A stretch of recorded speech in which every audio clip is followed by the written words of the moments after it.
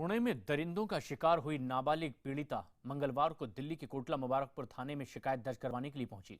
पीड़िता का आरोप है कि उसे ब्यूटी पार्लर में काम दिलाने के बहाने पुणे बुलाया गया था और फिर जबरन देह व्यापार में धकेल दिया गया।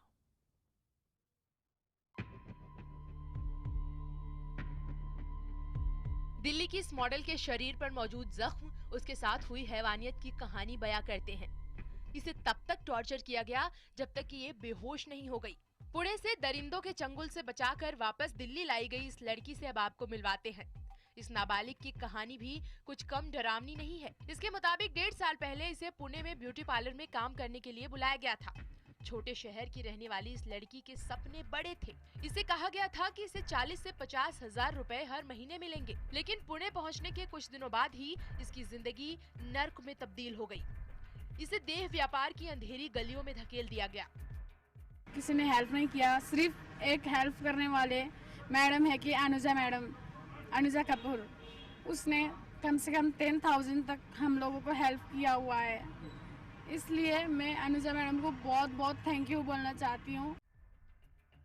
किसी तरह ये लड़की दिल्ली भागने में कामयाब हुई। पीड़िता मंगलवार को दिल्ली के कोटला मुबारकपुर थाने पहुंची। पीड़िता ने पुलिस को आप बीती सुनाई। पीड़िता की माने तो जब भी वो जिस्म फरोशी का विरोध करती थी उसे मारा पीटा जाता था। इतने पर भी जब आरोपियों का गुस्सा शांत नहीं होता था तो वो उसे जलती सिगरेट से जलाया करते थे। ये दिल्ली तो वापस लौट आई है, लेकिन अभी भी इसके पास रहने का कोई ठिकाना नहीं है। IBN 7 पर खबर दिखाए जाने के बाद मदद के लिए कुछ हाथ आगे आए हैं। यूपी के पूर्व DGP विक्रम सिंह और सामाजिक कार्यकर्ता अनुजा कपूर ने भरोसा दिलाया है कि वो इस लड़ाई में इसका साथ निभाएंगे। बुरी तरीके से घायल है, वो चल नहीं सकती है। उसने अपने आप को और करने के लिए उसने नवरात्रों के व्रत भी रख रखे, आप समझ सकते हैं। मतलब it is so much of disturbance which I am feeling about it. वहीं यौन शोषण की शिकार मॉडल की हालत भी ठीक नहीं है। इन दोनों का कहना है कि जब तक सभी आरोपी सलाखों के पीछे नहीं पहुंच जाते, इनकी लड़ाई जारी रहेगी। इन दोनों ही लड़कियों को इतना दर्द दिया गया कि इन्हें हौसला मिला और ये दरिंदों के चंगुल से भागने में कामयाब रही।